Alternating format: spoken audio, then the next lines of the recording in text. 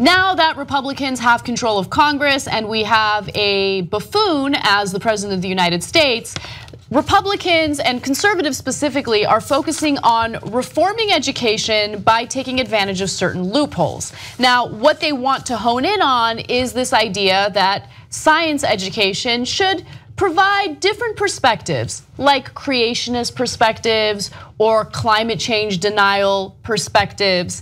And so states like Florida have done the following. Florida's legislature approved a bill on May 5th that would enable residents to challenge what educators teach students. And 2 other states have already approved non-binding legislation this year, urging teachers to embrace academic freedom and present the full spectrum of views on evolution and climate change.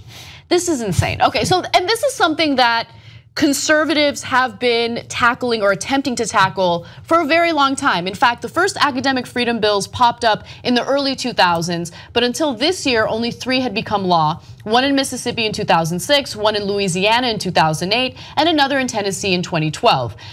The reason why I bring this up is because look at the states that we're talking about. They're conservative states, they're red states that just do not like the idea of their kids learning science. They don't want to accept the fact that climate change is very much real and it is man-made. They don't want to accept the fact that evolution is very much real. They want to teach their kids religious mumbo-jumbo instead.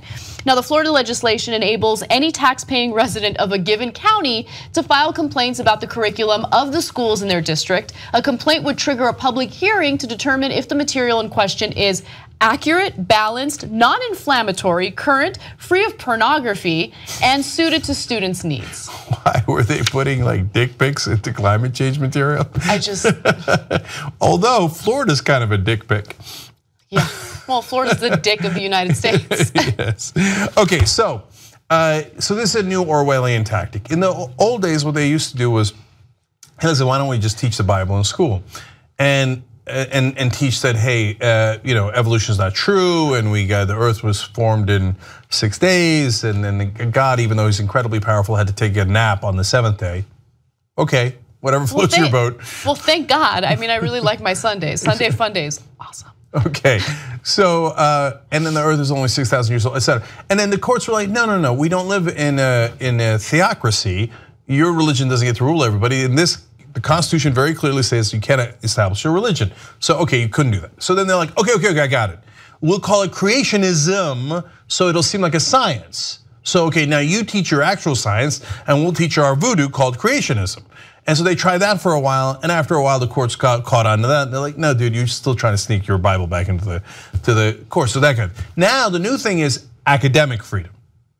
Now, wonderfully Orwellian, because they don't want you to actually teach things that are academic. Okay, what they want you to do is teach the same old Bible, right? But they call it freedom.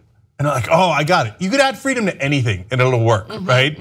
Oh no, we're doing it's not slavery anymore. It's slavery freedom.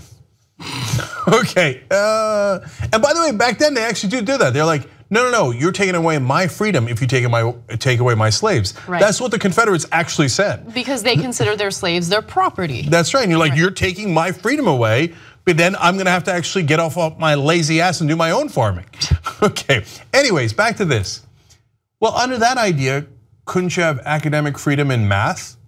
I mean, the mathematicians say 2 + 2 = 4, but I've got academic freedom, so I'm gonna call it 5.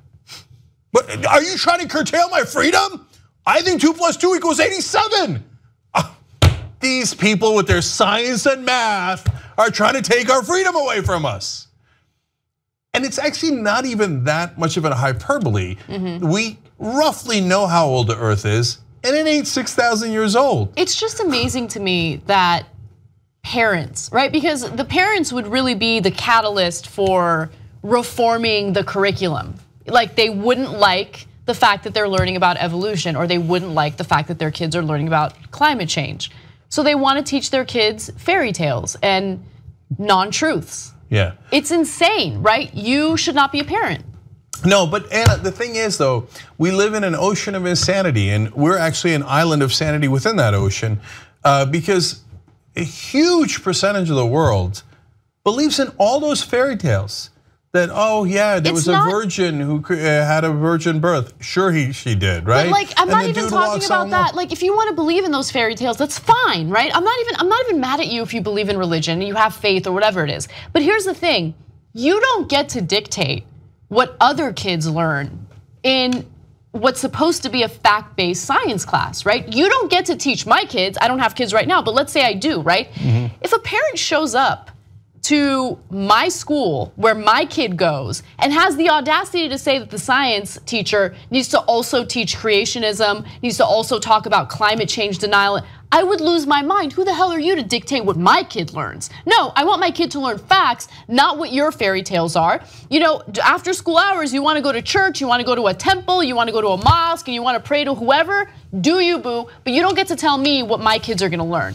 But that's unacceptable. But the problem is, religion intrinsically has a hard time getting along with the state because in almost all those organized religions, they think that they should dominate over all the rest of us. And it says it in their books, right? Yeah. And so they think, no, the Yahweh, God, Allah is the ruler of all and you must listen to him.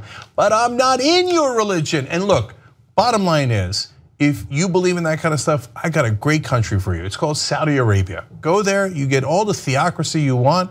Religion rules everybody. Similar in Iran, you'll love it, go for it. The Taliban have a fundamentalist state that you're gonna really enjoy, right? But here in America, it is the core of our Constitution that we have the free exercise of religion and you cannot establish a religion. So that means we could be any religion we want or no religion at all, and you cannot enforce your religion on us. So sad day for you. If you want a theocracy, go to Saudi Arabia where you belong. Young Turks now has over 6 billion lifetime views. You know who did that? You did that. We're now larger than CNN, ABC, you name a news network online, we're larger than them. And you built all that as everyone scoffed and didn't believe. And here we are, guys, thanks to you. Build independent media together with us at tytnetwork.com/join.